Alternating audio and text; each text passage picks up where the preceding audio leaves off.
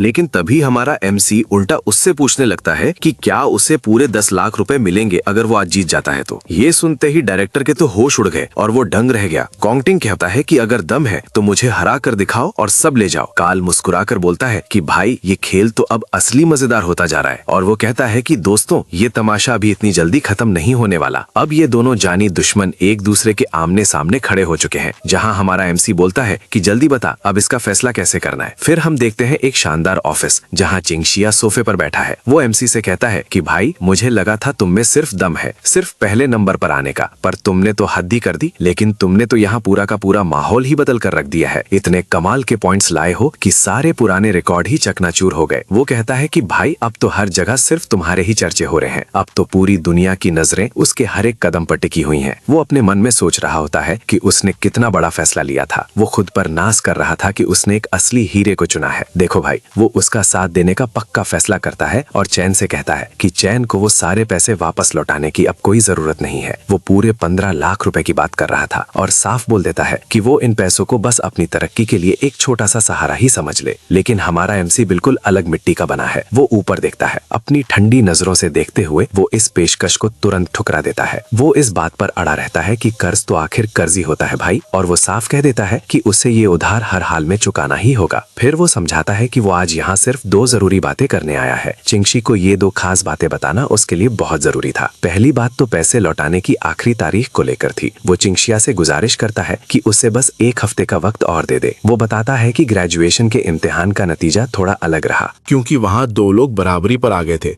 जिस वजह से थोड़ी दिक्कत हुई। उसे जितनी उम्मीद थी उससे पूरे 5 लाख रुपए कम मिल पाए हैं। जितना उसने सोचा था पैसा उतना नहीं मिला। तभी वो एक राज खोलता है कि अब उसका दूसरे चैंपियन के साथ आमने सामने एक बड़ा मुकाबला होने वाला है, जिसके बाद ये पूरी तरह साफ हो जाएगा कि असली विजेता कौन है। अब कहानी सीधा 1 हफ्ते बाद की है, जहां हम एक खतरनाक डेविल की गुफा के पास हैं। स्कूल के बाहर वाली इस गुफा को देखकर चिंगजिया बुरी तरह चिल्लाने लगता है। वो बेचारा हैरान है और पूछता है कि क्या ये दोनों सच में वहां जा रहे हैं? क्या ये 2 मामूली बच्चे सच में उस भटकती हुई डेविल की गुफा में घुसने वाले हैं? वो उन्हें चेतावनी देता है कि उन दोनों में से किसी के पास भी कोई तजुर्बा नहीं है। उन्होंने किसी बड़े गिल्ड से कोई खास सीख या तैयारी नहीं ली है, और बिना किसी सीख के वहां जाना मौत को दावत देने जैसा है। लेकिन हमारा एमसी यानी चियन कहता है कि भाई तू इतनी फिक्र मत कर। वो डंके की चोट पर कहता है कि जैसे ही वो अगले हफ्ते का मुकाबला जीत जाएगा, उस आखिरी मुकाबले के बाद उसे अपने बचे हुए पूरे पैसे मिल जाएंगे। वो पूरे 5 लाख लेकर ही रहेगा, और साथ ही वो एक बड़ा सौदा भी करता है। वो कहता है कि गुफा से जो भी कीमती सामान उसके हाथ लगेगा वो चिंगजिया को दे देगा। वो उस गुफा से सारा माल निकाल कर लाएगा और उसे साफ साफ कह देता है कि वो इस सामान को उस 1 हफ्ते की मोहलत का ब्याज समझ कर रख ले। 1 हफ्ते का जो वक्त बढ़ाया है उसका ये बदला है। चिंगजिया उसे घूरता रह जाता है और अपने मन में सोचता है कि इस लड़के के चेहरे पर तो डर का एक कतरा भी दिखाई नहीं दे रहा। वो इतनी खतरनाक गुफा में जा रहा है, पर उसकी आंखों में कोई खौफ नहीं है, बल्कि उल्टा वो तो इसे एक मौके की तरह देख रहा है। वो बेचारा अपने कर्जे और उसके ब्याज के बारे में ही सोच रहा था। तभी चैन अपना ग्लास नीचे रखता है और बताता है कि उसके यहाँ आने की एक और बहुत बड़ी वजह है, जिसके बारे में वो आज खास तौर पर बात करने आया है। और ये बात उस पुराने कर्जे से भी कहीं ज्यादा जरूरी है। हमारा एमसी चिंगजिया उसे बड़े ध्यान से देख रहा होता है। चैन उसे वो राज की बात बताता है और फिर चिंग एकदम से खड़ा हो जाता है। उसकी आंखें हैरत के मारे फटी की फटी रह जाती हैं, मानो उसके पास बोलने के लिए शब्द ही नहीं बचे। अब सीन बदलता है 17 जून की दोपहर को किंगशुई मिडिल स्कूल में, जहां सी स्कूल के फटक से बाहर निकल रही होती है। वो खुशी में अंगड़ाई लेती है और चिल्लाती है कि आखिरकार सारे एग्जाम्स खत्म हो गए भाई, और अब से गर्मी की छुट्टियां शुरू हो चुकी हैं। चलते चलते वो अपना फोन निकालकर चेक करती है और उसके चेहरे पर एक प्यारी सी मुस्कान आ जाती है। तभी वो एक जगह रुक जाती है और उसकी नजरें अपने फोन के वॉलपेपर पर ठहर जाती हैं, जिसे देखकर वो थोड़ी भावुक हो जाती है। देखो दोस्तों, यहाँ हम एक प्यारी सी फोटो देखते हैं जिसमें वो और चैन साथ में बहुत खुश दिख रहे हैं। उसे अचानक याद आता है कि आज का दिन उसके लिए कितना ज्यादा जरूरी है, क्योंकि आज ही के दिन उसके भाई का ग्रेजुएशन वाला इम्तिहान होने वाला है। तभी वो 4 साल पुरानी यादों में पूरी तरह खो जाती है। उसे वो वक्त याद आता है जब हमारा एमसी चैन छोटा था और बहुत ज्यादा खुश दिख रहा था। वो हंस रहा था और उसके हाथ में नेशनल अवेकन यूनिवर्सिटी का एडमिशन लेटर था। भाई, उसके लिए ये पल किसी बड़ी कामयाबी से कम नहीं था। उसने बड़ी उत्साह के साथ अपनी बहन को बताया कि उसके शरीर में एलिमेंटल शक्तियां मिली हैं और इसी वजह से यूनिवर्सिटी ने उसे आगे की पढ़ाई के लिए चुन लिया है। तब उसकी छोटी बहन ने मासूमियत से एक सवाल पूछा, क्या इसका मतलब ये है कि वो भी अब एक बहुत बड़ा अवेकनर बनने वाला है, बिल्कुल वैसे ही जैसे उसके मम्मी और पापा हुआ करते थे? चैन ने हाँ में सर हिलाया और कहा कि अब वो किसी बड़े गिल्ड में शामिल हो जाएगा, जहां वो ढेर सारा पैसा कमाकर अपनी किस्मत चमका देगा। उसने वादा किया कि वो अपनी बहन को हर दुख से दूर रखेगा और बेहतरीन जिंदगी देगा। लेकिन उसके दिमाग में एक और बहुत बड़ा मकसद चल रहा था। उसे उम्मीद थी कि शायद वो उस कड़वी सच्चाई का पता लगा पाए, जिनकी वजह से उसके मम्मी पापा अचानक हमेशा के लिए गायब हो गए थे। सब लोग उसके लिए तालियां बजा रहे थे और कह रहे थे कि भाई तू तो कमाल है। उन्हें पूरा भरोसा था कि वो पक्का एक दिन बहुत बड़ा और जबरदस्त अवेकनर बनकर दिखाएगा। लेकिन अब ये यादें थोड़ी कड़वी लगने लगी हैं, क्योंकि कुछ ही वक्त पहले की बात है जब उसने ठंडी आ भरते हुए कहा था कि वो अब सीनियर बन चुका है, लेकिन अब तक उसके अंदर की पावर्स क्यों नहीं जागी। वो यही सोच रहा था। फिर भी उसने हिम्मत नहीं हारी और खुद से कहा कि कोई बात नहीं, सब ठीक है, बस उसे थोड़ा और जोर लगाना होगा और लगातार जी तोड़ मेहनत करनी होगी। सी को याद आता है कि कैसे यूनिवर्सिटी में दाखिला लेने के बाद से ही उसके भाई ने बाकी सबसे कहीं ज्यादा मेहनत करनी शुरू कर दी थी। उस दिन की पुरानी तस्वीर को देखते हुए वो सोचने लगती है कि इतना सब कुछ करने के बाद भी आखिर में वही एक अकेला बचा था जो अवेकनर बनने में नाकाम रहा। और ये बात उसे काफी चुभती है। वो सोच रही है कि जब हमारे एमसी ने अपने आसपास सबको एक एक करके अपनी शक्तियां पाते हुए देखा होगा तो उसे अंदर ही अंदर कितना अकेलापन महसूस हुआ होगा। लेकिन उसने कभी भी अपना ये दर्द अपनी बहन के सामने जाहिर नहीं होने दिया। अरे तभी झुआंग नाम का एक लड़का तेजी से भागते हुए आता है और चिल्लाकर पूछता है कि क्या उसने ये बड़ी खबर सुनी है कि इस साल यूनिवर्सिटी ने 2 बड़े ही उस्ताद बंदे तैयार किए हैं, जिन्होंने अपनी पूरी टीम को लीड करके पूरे के पूरे नंबर हासिल किए। फिर झुओतोंग बताता है कि गिल्ड अलायंस के बड़े साहब ने उनसे खुद मिलकर उनका हौसला बढ़ाया और उनकी काफी तारीफ की है। भाई सच में ये उनके लिए बहुत बड़ा और गर्व का दिन है। वो कहता है कि अब हमारे पूरे इलाके का नाम हर जगह रोशन होगा और उससे पूछता है कि क्या उसका भाई भी उसी स्कूल में पढ़ता है। लेकिन बेचारी सी को तो समझ ही नहीं आ रहा कि क्या जवाब दे। तभी वहाँ एक गुलाबी बालों वाला जिन डुओ से ना टपकता है और सी उनको देखकर बड़ी ही प्यारी सी हंसी बिखेरता है। वो बताता है कि उसने जिपिंग बिल्डिंग की सबसे ऊपरी मंजिल पर एक खास कमरा बुक किया है और पूछता है कि क्या वो निकल पाएगी। रात के 8 बजे का वक्त सुनकर जोंग पे एकदम हैरान रह जाती है और अपनी सहेली से बड़े हैरत से ये सवाल पूछती है कि आखिर कब से उन दोनों के बीच ये सब खिचड़ी पक रही है, क्योंकि ये सब देखकर तो किसी के भी होश उड़ जाएंगे। भाई उसे तो स्कूल की स्टार लड़की के बारे में पहले से ही पता था। लेकिन सी यहाँ बिल्कुल खामोश खड़ी है और काफी परेशान लग रही है। उसको वहां बिल्कुल अच्छा नहीं लग रहा था, तो वो अचानक वहां से पूरी रफ्तार में भाग निकली। वो जितनी तेजी से हो सके वहां से निकल गई और वो लड़का बस उसे जाते हुए देखता रह गया। जोंग थोंग हैरान होकर पूछने लगा कि आखिर ये इतनी रफ्तार में क्यों जा रही है। अरे यार, सी के दिमाग में तो वही बातें चल रही हैं कि कैसे उस साथ पढ़ने वाले बच्चे तो खबरों में छा रहे हैं, लेकिन बेचारी का भाई अब तक अपनी शक्तियों को जगा नहीं पाया है। वो बेचारी अंदर ही अंदर रो रही है, क्योंकि ये सब देखकर उसका दिल बैठा जा रहा है। उसने सोचा कि अब रोने का वक्त नहीं है और जल्दी से घर निकलने का फैसला किया, ताकि वो घर जाकर अपने भाई के लिए मजेदार खाना बनाए और उसका मूड ठीक कर सके। फिर 17 जून की रात को जब वो अपने उस छोटे से किराए के कमरे में पहुंचे तो हमारा एमसी वहां का नजारा देखकर दंग रह गया। मेज पर इतना सारा पकवान देखकर वो यान से सवाल करने लगा। उसने पूछा कि इतनी जल्दी इतना सब कुछ बनाने का वक्त उसे मिला कैसे। ऊपर से ये गर्मा गर्म हॉटपॉट की खुशबू तो वाकई कमाल की थी। फिर दोनों साथ बैठ गए और हमारा एमसी बड़े मजे से खाना खाने लगा। तभी वहां सामने चल रही शाम की खबरों में कुछ ऐसा दिखा। तो भाई कहानी शुरू होती है रिपोर्टर के इस बड़े ऐलान से कि डॉनसन नेशनल अवेकनर यूनिवर्सिटी में आज बहुत बड़ी हुलचल मची हुई है, क्योंकि वहां की ग्रेजुएशन का आखिरी पड़ाव अब पूरी तरह से खत्म हो चुका है। आज सुबह ही लड़ाई भिड़ाई वाला कॉम्बैट असेसमेंट पूरा हुआ, जहां वाइस चेयरमैन कार्ल कैंडेनिश खुद वहां मौजूद थे और सब पर नजर रख रहे थे। उन्होंने वहां मौजूद होकर सारे बच्चों से बड़े ही प्यार से मुलाकात की। इधर शॉन अपने भाई को खाना खाते हुए बड़े गौर से देख रही है। उसे लग रहा है कि उसका भाई बस जबरदस्ती खुश होने का नाटक कर रहा है। वो फिर से खुद को सख्त दिखाने की कोशिश कर रहा है, लेकिन असेसमेंट में हार जाना किसी के लिए भी एक बहुत बड़ा झटका साबित हो सकता है। लेकिन भाई हमारा ये बंदा अपने चेहरे पर दुख का एक कतरा भी नहीं आने दे रहा। न्यूज में आगे बताया जाता है कि नतीजा निकल चुका है और बताया गया कि इस बार के असेसमेंट का नतीजा बड़ा ही अनोखा निकला है। ऐसा मौका बहुत कम आता है जब 2 लोग एक साथ चैंपियन बन जाए।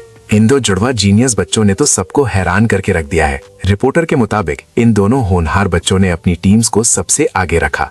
दोनों ने ही पूरे के पूरे नंबर हासिल किए हैं और तभी वाइस चेयरमैन कार्ल कैंडिश ने खास तौर पर उनमें से एक लीडर की बहुत ज्यादा तारीफ की है। उन्होंने उसकी काबिलियत को सबके सामने सराहा और अब रिपोर्टर सबके सामने उस किस्मत वाले स्टूडेंट का नाम बताने जा रही है। अरे भाई, सीन की बात सुनते ही यान को एक जोर का झटका लगता है और वो फौरन टीवी की तरफ देखने लगती है। उसका ध्यान पूरी तरह से टीवी स्क्रीन पर ही जम गया है और वो हैरान है। उसे अपनी आंखों पर भरोसा ही नहीं हो रहा कि उसने अभी क्या सुना है। लेकिन दोस्तों, दूसरी तरफ एक अंधेरे कमरे में माहौल काफी गर्म है, जहां गोंगलिन एक बहुत बड़े मछलियों के टैंक के सामने खड़ा हुआ है। वो वहां चिल्लाते हुए कहता है कि उसने अपने बेटे के लिए पूरा मैदान सजा कर रखा था। उसने तो इतने सारे लोगों को सिर्फ उसकी जीत का तमाशा देखने के लिए बुलाया था, मगर अफसोस उसके बेटे ने पूरे खेल का कबाड़ा कर दिया और मौका गवा दिया। अब वो अपने बेटे पर गुस्से में पूरी तरह आग बबूला हो रहा है। वो चिल्लाकर कहता है कि तू जीतने के बजाय उल्टा हार कर आ गया है, वो भी एक ऐसे अने बाइने लड़के से जिसे कोई जानता तक नहीं। गोंगलिन उसे साफ कह देता है कि आज के बाद से वो अपने खुद के फैसले नहीं लेगा, क्योंकि अब उसके बाप ने सब कुछ अपने हाथ में ले लिया है। उसने 1 हफ्ते बाद होने वाली कॉम्बैट टाई ब्रेकर के लिए पहले से ही सब तय कर दिया है, और क्योंकि गोंगटिंग खुद से कुछ उखाड़ नहीं पाया और नाकामयाब रहा, इसलिए अब उसका बाप मैदान में उतरेगा उसकी गलती सुधारने के लिए। गोंगलिन पूरे गुस्से में चीख कर ये आखिरी फैसला सुना देता है। भाई, चाहे कुछ भी हो जाए, ये काम तो हर हाल में होकर रहेगा, क्योंकि पहले नंबर वाली जगह पर सिर्फ एक ही खानदान का हक हो सकता है, और वो है हमारा गोंग परिवार। तभी टीवी पर अचानक से काल दिखने लगता है। कैवेंडिश स्क्रीन पर आकर बार बार वही बातें दोहराने लगता है। वो उस होनहार लड़के की तारीफों के पुल बांध रहा था, जिसने सब संभाला, जिसने अपनी पूरी टीम को इतने बेहतरीन नंबर दिलवाए कि सब देखते रह गए। वो कहता है कि जो खेल उसने दिखाया वो सच में कमाल का था। वो काफी हैरान था और चाहता है कि देश में ऐसे ही हीरे पैदा होते रहें, ताकि आने वाले वक्त में ऐसे ही जबरदस्त खिलाड़ी सामने आते रहें। ये सब देखकर यान की उंगलियां कांपने लगती हैं और वो टीवी की तरफ इशारा करती है। वो टीवी को देखते हुए अपने भाई से बड़े हैरान होकर पूछती है कि क्या ये वही सेचेन है जिसके बारे में ये लोग इतनी बातें कर रहे हैं?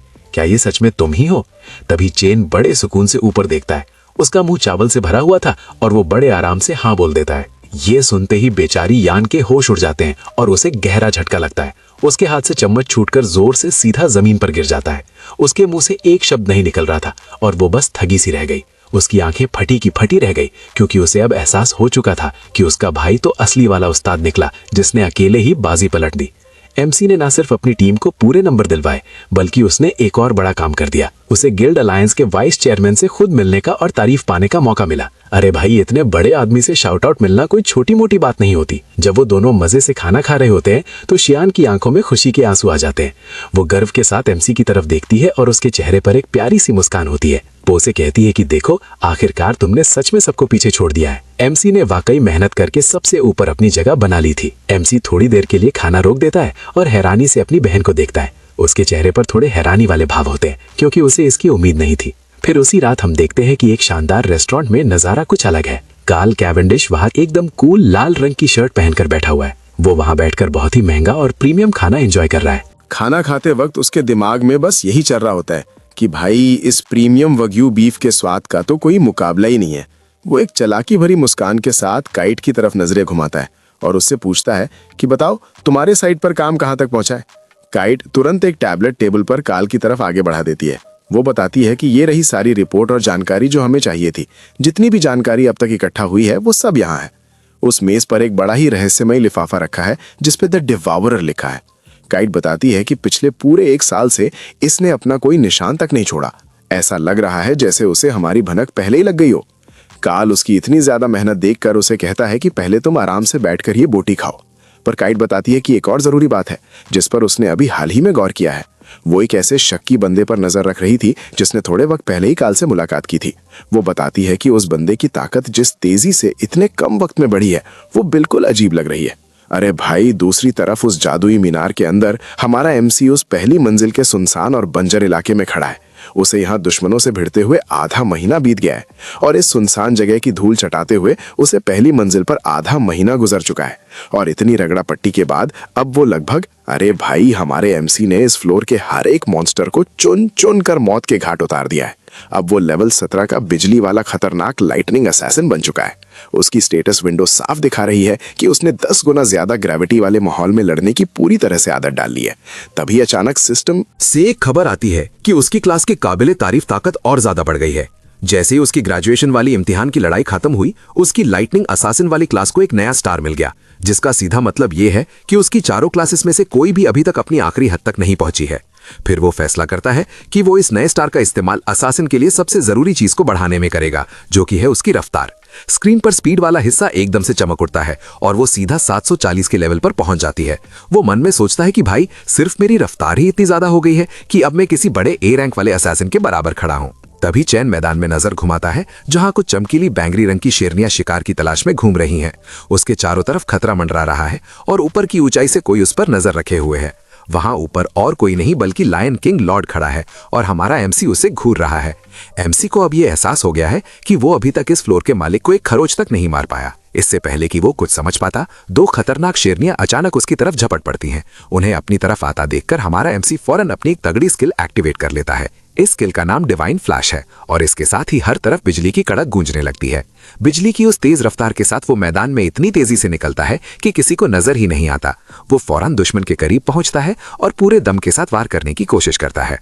उसका पूरा ध्यान बस इस बात पर है कि किसी भी तरह सीधा उस लायन किंग लॉर्ड की बैंड बजा सके। लेकिन भाई जैसे ही उसे कोई मौका मिलता है या दुश्मन की कोई कमजोरी दिखती है और जैसे ही वो अटैक करने के लिए आगे बढ़ता है तो वो दरिंदा अचानक से कुछ अजीब करता है। वो एक पल में वहां से गायब हो जाता है और दूसरी तरफ खड़ी शेरनी के पास जा खड़ा होता है। जो शेरनी उससे सबसे ज्यादा दूर थी ये अचानक वहां पहुंच गया और हमारा एमसी देखता ही रह गया। हमारे एमसी ने गौर किया कि ये दुश्मन हालात के हिसाब से अपनी जगह बहुत तेजी से बदल रहे हैं। वो वक्त देखकर अपनी पोजीशन तो बदल लेते हैं, लेकिन एक बात बिल्कुल साफ थी, उनका जो घेरने का तरीका है वो हर बार की तरह बिल्कुल एक जैसा ही रहता है। इसमें कोई बदलाव नहीं होता क्योंकि हर बार दो शेरनियां सामने से उस पर टूट पड़ती हैं। दो शेरनियां तो उससे बिल्कुल आमने सामने की लड़ाई में उलझा कर रखती हैं, जबकि बाकी की दो शेरनियां थोड़ी दूरी बनाकर बस सही मौके का इंतजार करती हैं। वो बस दूसरी तरफ रुककर तमाशा देखती हैं और लायन किंग सब कुछ कंट्रोल कर रहा है। भाई ये तो हमेशा उससे कोसों दूर ही रहता है और लॉर्ड होने के नाते भी ये बंदा कभी अपने हाथ गंदे नहीं करता। अब हमारा एमसी सोचने लगता है कि आखिर इस लायन किंग की असली क्लास क्या है। तभी एक लाइनेस उसकी तरफ झपटती है, मगर जैसे ही एमसी अपनी ताकत दिखाता है और उसे ढेर करने की कोशिश करता है तो वो एक पल में वहां से गायब हो जाती है। तब उसे समझ आता है कि जब भी वो किसी लाइनेस को खत्म करना चाहता है तब वो अचानक गायब होकर सीधा वहीं प्रकट हो जाती है जहां वो लायन किंग खड़ा था। फिर जैसे ही एमसी रुकता है तो दूसरी लाइनेस उसे उकसाने के लिए आगे बढ़ती है ताकि वो उस पर हमला करे। अब हमारा हीरो गौर करता है कि ये लोग कितने सही तरीके से अपना घेरा बनाए हुए हैं और इनका तालमेल तो देखो बिल्कुल जबरदस्त है। ये तो उस पर बिना रुके हमले करके उसे थका रहे हैं, उसके खिलाफ एक जाल बुन लिया है। अब हमारा चैन बुरी तरह हाँप रहा है और उस लॉर्ड की तरफ देखकर मन ही मन सोचने लगता है कि अरे यार ये बंदा तो बस मेरे मजे ले रहा है और मुझे खिलौना समझ रखा है। लेकिन तभी अचानक उसे एक बात समझ आती है। अरे यार, एमसी के दिमाग में एक बात आती है कि आखिर वो ये सब कर क्या रहा है। वो सोचता है कि इन दुश्मनों की रफ्तार का मुकाबला करने की भला क्या जरूरत है। जब उसे लगता है कि ये लोग उससे सीधा लड़ने की हिम्मत नहीं जुटा पा रहे तो एमसी फैसला करता है कि अब इनकी थुकाई करने के लिए उसे अपनी मेज क्लास वाली शक्तियों का इस्तेमाल करना चाहिए। देखो भाई, तभी उसके पूरे शरीर से एक नीली रोशनी फटकर निकलती है और हमारा एमसी यहाँ अपनी क्लास को बदलना शुरू कर देता है। सिस्टम फौरन बताता है कि क्लास बदलने का काम पूरी तरह से खत्म हो गया है और अब चैन हमारे सामने एक नए रूप में खड़ा दिखता है। वो अब बन चुका है लेवल 17 का भयंकर फ्रॉस्टबोन स्केलेटन किंग, जो कि देखने में बहुत ही खतरनाक लग रहा है। वो मैदान के काफी ऊपर हवा में उड़ने लगता है और वहां से हमला शुरू करता है। वो अपने आइस बोन स्पाइक से बर्फ की कांच जैसी तेज तलवारें नीचे फेंकने लगता है। ये बर्फ के गोले नीचे खड़े लोगों पर गिरते हैं और वो डर के मारे भागने लगते हैं। इस अचानक आए बर्फ के तूफान ने तो सबकी हालत खराब कर दी है। चैन बड़े ही सुकून से ऊपर से सब देख रहा है और समझ जाता है कि भले ही मेज क्लास वाले लोग पास की लड़ाई में थोड़े कमजोर होते हैं, लेकिन दूर से दुश्मन की बैंड बजाने में इनका कोई तोड़ नहीं है। देखो भाई, हमारा एमसी उन सबको थका रहा है और पूरे मैदान को अपने कब्जे में कर लेता है। फिर वो अपने खतरनाक आइस बोन स्पाइक का रुख सीधा उस लायन किंग की तरफ मोड़ देता है, लेकिन तभी वो सारे एक काले पोर्टल के अंदर घुसकर अचानक गायब हो जाते हैं और वो किसी दूसरी जगह पर निकलते हैं। मगर ध्यान से देखो दोस्तों, वो जिस नई जगह पर पहुंचे हैं वहां का हाल भी कुछ अलग नहीं है, क्योंकि वो जगह भी पहले से ही उस आइस बोन स्पाइक के तूफान से घिरी हुई है। चैन अपना बर्फ से ढका हुआ हाथ हवा में उठाता है और साफ कह देता है कि अब उनके छुपने के लिए कोई भी कोना नहीं बचा है। फिर वो अपनी ताकत से एक बहुत ही बड़ा और चमकता हुआ बर्फ की ऊर्जा से भरा गोला निकालता है, जिसे मैसिव आइस बर्स्ट बॉम्ब कहते हैं। वो बॉम्ब उन शेरों के ऊपर किसी कयामत की तरह मंडराने लगता है। देखने में तो वो बिल्कुल एक छोटे से जमे हुए चांद जैसा लग रहा है। शेरों की तो अब हालत खराब हो गई है क्योंकि अब कहीं भागने का रास्ता ही नहीं है। एमसी बिना वक्त गवाए उस आइस बर्स्ट बॉम्ब को सीधा उनकी तरफ फेंक देता है और वो लायन किंग बेचारा अपनी आखिरी उम्मीद में एक बार जोर से दहाड़ता है। जैसे ही वो बॉम्ब उनसे टकराता है वहां एक भयानक धमाका होता है। वो बॉम्ब फटते ही हर तरफ ऐसी आग उगलता है कि पूरी जगह नीली और सफेद रोशनी के साथ चकाचौंध हो जाती है। चारों तरफ एकदम तेज रोशनी फैल जाती है और जैसे ही रोशनी हल्की होती है तो हम देखते हैं कि सारे शेर बर्फ के खंभों में जमकर पत्थर बन चुके हैं। अब हमारा एमसी फिर से अपनी क्लास बदलता है और खुद को ढाल लेता है अपने लेवल 17 वाले खतरनाक परगटोरी रासा रूप में। उसके चारों तरफ ताकत का एक बावंदर घूमने लगता है और जैसे ही वो अपना आखिरी और सबसे जोरदार हमला करने की तैयारी करता है वो साफ कह देता है कि इस डेविल टावर की पहली मंजिल की लड़ाई बस अब इसी पल पूरी तरह खत्म होने वाली है। वो अपनी triple gravity strike hyper mode को चालू कर देता है जो उन जमे हुए शेरों को मसल कर रख देती है और उनके शरीर के टुकड़े टुकड़े होकर जमीन पर गिरने लगते हैं। देखते ही देखते उन शेरनियों का शरीर मिट्टी में मिलने लगता है और वहां पर बस उस बड़े राजा का शरीर ही बचा रह जाता है। इसी के साथ सेन का लेवल एकदम से उछलकर सीधा 24 पर पहुंच जाता है। इतनी बड़ी छलांग के साथ उसे काफी कमाल का लूट का सामान भी मिलता है जिसमें उसे 4 फैंटम स्पिरिट लाइन की हड्डियां हाथ लगती हैं और साथ ही एक बहुत ही अनोखा फैंटम स्पिरिट लाइन का दिल भी मिल जाता है। फिर वो नीचे उस बैंगनी रंग के शेर की बची कुची लाश को देखता है जो कि अब पूरी तरह से उसके कब्जे में आ चुकी थी। देखो भाई, सिस्टम ने साफ इशारा कर दिया है कि अब इसे निगलने का वक्त आ गया है और हमारा एमसी पूरी तरह तैयार है। वो इसे खत्म करने के लिए आगे बढ़ता है क्योंकि वो सही मायने में ये जानना चाहता है कि आखिर ये कौन सी क्लास का है और इसके लिए वो अपनी सारी ताकत एक जगह इकट्ठा कर लेता है और फिर वो शक्तियां निकालने का काम शुरू करता है और जैसे ही वो उसे पूरा खा जाता है तभी उसके सामने एक चमकता हुआ क्लास कार्ड निकल कर आता है जिससे ये पता चलता है कि ये फैंटम स्पिरिट लाइन किंग कोई मामूली चीज नहीं थी बल्कि ये असलियत में लेवल 17 का एक खतरनाक स्टार दुश्मन था जो कि एक बीस्ट मास्टर था और इसके पास जानवरों को काबू करने जैसी अनोखी शक्तियां थी। इसके पास बीस्ट बाइंडिंग और एस्ट्रल स्पिरिट जैसी बहुत सारी कमाल की खूबियां भरी हुई थी। इसमें एस्ट्रल ऑर्बिट जंप भी शामिल था और तभी हमारा एमसी यानी सेन उस कार्ड को हैरानी से तकने लगता है क्योंकि उसे इस बात का बिल्कुल यकीन नहीं होता कि उसके सामने एक ऐसी क्लास आ गई है जो उसने आज से पहले कभी नहीं देखी थी। अब उसे ये बात पूरी तरह समझ में आ जाती है कि आखिर वो बॉस क्यों उससे कभी सामने से पंगा नहीं ले रहा था, क्योंकि उसकी अपनी खुद की ताकत और खूबियां उतनी लाजवाब नहीं थी, जिसका सीधा सा मतलब ये था कि वो सिर्फ उन्हीं जानवरों के भरोसे था जिनसे उसने जबरदस्ती सौदा किया हुआ था। वो सिर्फ उन्हीं के जरिए हमला कर सकता था और तभी एमसी सोचने लगता है कि ये एस्ट्रल ऑर्बिट जंप वाली जगह बदलने की शक्ति असल में उसके बहुत ज्यादा काम आ सकती है और ये काफी जरूरी है। उसे अब एहसास होता है कि वो जबरदस्ती किसी को भी अपने कब्जे में कर सकता है। इन दरिंदे बीस्ट्स को काबू करना आसान नहीं है क्योंकि इन पर दबदबा बनाना बहुत जरूरी होता है, इन पर खौफ जमाना पड़ता है और किसी बीस्ट को अपना गुलाम बनाना या उसके साथ कॉन्ट्रैक्ट करना बड़ा ही बेदर्दी वाला काम है। लेकिन तभी हमारे एमसी को इस टावर की हवा बदलती हुई महसूस होती है। टावर का माहौल ही बदल गया है और अब वो खुद को एक बहुत बड़े और सुनसान रेगिस्तान के बीच खड़ा पाता है। वो सोच में पड़ जाता है कि क्या यही असली रूप है इस डेविल टावर की पहली मंजिल का। इस पूरी बंजर जमीन को देखकर हमारे हीरो को हैरानी होती है कि आखिर यहाँ हुआ क्या था। तभी अचानक दूर कहीं से एक चमकती हुई नारंगी रोशनी आसमान को चीरते हुए निकल जाती है और देखते ही देखते दूसरी मंजिल का रास्ता आखिरकार खुल जाता है। लेकिन अंधेरे के बीच से उसे एक अजीब गुर्राहट सुनाई देती है।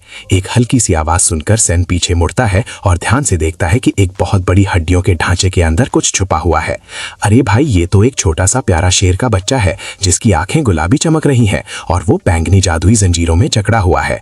वो इन जंजीरों में पूरी तरह कैद है और एमसी को हैरानी होती है कि क्या ये नन्हा शेर का बच्चा यहाँ सच में अकेला छूट गया है। अरे भाई, जब एमसी ने देखा कि ये आखिरी बचा है तो वो एक पल के लिए रुका। उसने तुरंत अपनी पूरी ताकत जगाई और उसकी तरफ कदम बढ़ाने लगा। उसने ध्यान दिया कि शेरों का राजा तो पहले ही उसके हाथों मारा जा चुका है, लेकिन फिर भी ये नन्हा बच्चा अब तक गायब नहीं हुआ था। इसका साफ मतलब था कि इसका उस राजा के साथ कोई पुराना कॉन्ट्रैक्ट नहीं है। ये उस शेरों के राजा का कोई गुलाम जानवर बिल्कुल नहीं लग रहा था। वो सोचने लगता है कि शायद उस भूतिया राजा ने इस बेचारे को यहाँ कैद किया था। उसे देखकर चेन बिना वक्त गवाए एक बड़ा फैसला कर लेता है। वो एक झटके में उन लोहे की बेड़ियों को चकनाचूर कर देता है। जैसे ही वो बच्चा नीचे गिरता है, चेन उसके पास जाकर बैठता है। वो उससे बड़े प्यार से कहता है कि आज से तुम बिल्कुल आजाद हो। भाई वो उसे समझाता है कि ये अंधेरी जगह तुम्हारा असली घर नहीं है। ये सब बोलते वक्त एमसी को अपना खुद का पुराना वक्त याद आ जाता है। वो उसे बताता है कि वो इस तकलीफ को बहुत गहराई से समझता है। अपने साथियों को खोने का दुख कैसा होता है उसे सब पता है। घर का उजड़ जाना और अपनों से बिछड़ने का एहसास उसने खुद झेला है। फिर वो उस नन्हे बच्चे की आंखों में बड़े गौर से देखता है। अरे यार, आगे की जिंदगी बहुत अकेली होने वाली है, लेकिन फिर भी उसे किसी भी तरह जिंदा रहना ही होगा। और तभी हमारा एमसी वहाँ से मुड़ता है और कहता है कि अब उसका अगली मंजिल की तरफ निकलने का वक्त आ गया है ताकि वो अगले फ्लोर पर जा सके। पर तभी अचानक वहाँ एक सिस्टम का मैसेज चमकता है जिसमें लिखा था कि उसे एक खतरनाक बीस्ट के साथ दोस्ती करने का न्योता मिला है। सिस्टम बताता है कि भाई, जब सामने वाला खुद आगे से ऐसी कोई रिक्वेस्ट भेजता है तो ऐसे में साथ जोड़ने की उम्मीद पूरी 100% होती है और साथ ही नई ताकतें भी मिल जाती हैं। वहाँ हमारा चैन ये देखकर बिल्कुल हैरान रह जाता है और सोचने लगता है कि आखिर ये क्या हो रहा है। तभी वो पीछे उस नन्हे से शेर के बच्चे को देखता है और सिस्टम समझाता है खुद लायन किंग लियो उसके साथ एक गहरा रिश्ता जोड़ना चाहता है।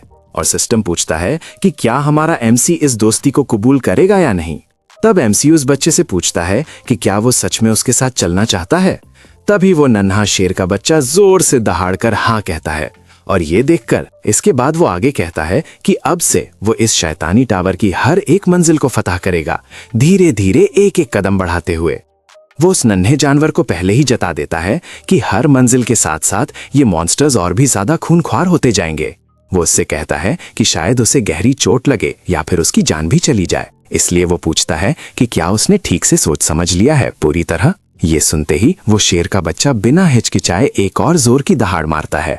अब हमारे एमसी की आंखें चमकने लगती हैं क्योंकि वो सब समझ गया है और इस सौदे के लिए राजी हो जाता है।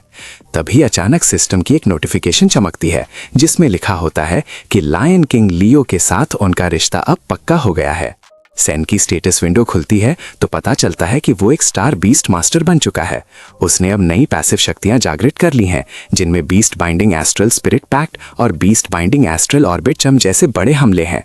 वो लियो से कहता है कि अब उन्हें देखो भाई, अब दोनों एक साथ आगे बढ़ते हैं। लेकिन एमसी उस छोटे से बच्चे को समझाता है कि जब वो दुश्मनों से लड़ रहा हो तो वो बस अपनी हिफाजत पर ध्यान दे। और लियो भी थोड़ी धीमी आवाज में गुर्राता है जैसे कि वो बड़े भरोसे के साथ हाँ बोल रहा हो। फिर ये दोनों उस चमकते हुए नारंगी पोर्टल के अंदर कदम रखते हैं। जैसे ही वो दोनों उस जगह के अंदर पहुंचते हैं तो दूसरी मंजिल का नजारा देखकर हमारे एमसी के होश उड़ जाते हैं, क्योंकि वो मंजर देखकर वो पूरी तरह दंग रह गया था। क्योंकि हर तरफ बस बहता हुआ खौलता लावा ही दिखाई दे रहा था। वहां से इतनी भयानक गर्मी निकल रही थी कि सांस लेना भी दुश्वार हो गया। उस पिघले हुए आग के दरिया के बीच बस कुछ गिने चुने पत्थर ही बचे थे जो उस खतरनाक इलाके में किसी तरह टिके हुए दिख रहे थे। लेकिन वहां ढंग से खड़े होने की भी कोई पक्की जगह नहीं थी। उस झुलसा देने वाली तपिश से परेशान होकर सीएन कहता है कि यहां तो इतनी ज्यादा गर्मी है कि उसे ऐसा एहसास हो रहा है जैसे वो किसी भी पल पिघल जाएगा। उसके ठीक बगल में लियो बड़े उत्साह के साथ उस पत्थरी दीवार के किनारे जाता है और वहां से नीचे झांककर देखने की कोशिश करने लगता है। उसने उस खौलते हुए लावा को छूने की कोशिश करी, लेकिन जैसे ही उसे गर्मी का एहसास हुआ वो फौरन हवा में उछल गया। और वहीं सेन चेन सोचने लगता है कि पता नहीं इस मंजिल पर उनका सामना किससे होने वाला है। लेकिन इससे पहले कि वो कुछ और सोच पाता, एक खतरनाक हमला उनकी तरफ बेहद तेजी से आया। उसकी रफ्तार इतनी ज्यादा थी कि कोई अंदाजा भी नहीं लगा सकता था। उस पल में हमारे एमसी ने बचने की कोशिश तो जरूरी करी, मगर तब तक बहुत देर हो चुकी थी और एक अजीब सी चीज ने पलक झपकते ही उसके शरीर के आर पार छेद कर दिया। उसे ये तक समझ नहीं आया कि आखिर उसके साथ हुआ क्या है। अगले ही वक्त वो घबराकर अपने बिस्तर पर जाग गया। वो चैन की सांस लेता है और उसे एहसास होता है कि वो बस एक झटके में वहां मारा गया था। अरे भाई, उसने तो दुश्मन की एक झलक तक नहीं देखी थी। अब वो उस दूसरी मंजिल की खौफनाक ताकत के बारे में सोच रहा है। उसे हैरानी है कि वहां इतना भयानक दुश्मन हो सकता है। तभी दूसरे कमरे से एक आवाज आती है जहां यान अपने भाई को जोर से पुकारती है। अब वो बाहर निकलकर नाश्ता करने के लिए आ जाता है। खाने की मेज पर बैठते ही वो ध्यान देता है कि अरे भाई, आज का नाश्ता तो किसी शाही दावत से कम नहीं लग रहा। तभी वो उसे याद दिलाती है कि खाने के बाद सारे बर्तन धो देना जो सिंक में पड़े हैं, और फिर उन धुले हुए कपड़ों को भी धूप में डाल देना जो वॉशिंग मशीन में है, बस अगले आधे घंटे के वक्त में। उसे दरवाजे की तरफ इतनी तेजी में भागते हुए देखकर हमारा एमसी यान से पूछता है कि आखिर तू इतनी जल्दी में कहाँ जा रही है, और क्या तेरी गर्मियों की छुट्टी अब तक शुरू नहीं हुई है। बिना रुके या अपनी रफ्तार को कम किए वो बस चलती रहती है और बताती है कि वो अपने समर जॉब के काम पर जा रही है। ये सुनकर एमसी एकदम हैरान हो जाता है और उससे सवाल करता है कि क्या मैंने तुझसे नहीं कहा था कि तू नौकरी छोड़ सकती है, क्योंकि अब पैसे का मामला एमसी देख लेगा। लेकिन वो तभी रुकती है। वो उसकी तरफ देखकर एक पक्की मुस्कान के साथ कहती है कि जब उसका भाई इतनी ऊंचाइयों पर पहुंच गया है तो उसकी बहन भला पीछे कैसे रह सकती है। वो आगे बोलती है कि सारा दिन बस घर पर खाली बैठे रहने से, अरे यार समर यहाँ पक रही है, और बोलती है कि वो अब निकल रही है। जाते जाते वो फिर से वही पुरानी रट लगाती है कि सारे बर्तन धो देना और कपड़े भी टांग देना। उसके जाने के बाद हमारा एमसी चुपचाप अपना सारा काम निपटा लेता है। काम करते वक्त वो सोचता है कि सी शुरू से ही ऐसी जिद्दी और सख्त रही है। भाई वो देखता है कि हालात चाहे कितने भी बुरे क्यों ना हो, वो लड़की कभी हार नहीं मानती और हिम्मत से जीती है। लेकिन सच तो ये है कि इतनी बहादुर होने के बावजूद है तो वो अभी भी एक छोटी सी बच्ची ही। पर पता नहीं क्यों एमसी को ऐसा एहसास होता है जैसे असली ध्यान तो वो बच्ची उसका रख रही है। वो मन ही मन खुद से कहता है कि जैसे ही स्कूल का किस्सा खत्म होगा उसे उस डीमन किंगरैत का हिसाब किताब बराबर करना होगा। उसे समझ आ जाता है कि अब वो ज्यादा वक्त तक उसके साथ नहीं रह पाएगा।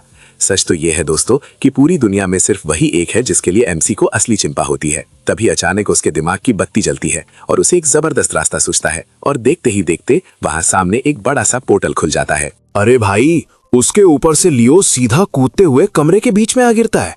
ये देखकर हमारा एमसी पूरी तरह हैरान रह गया और उसे अपनी आंखों पर यकीन नहीं हुआ।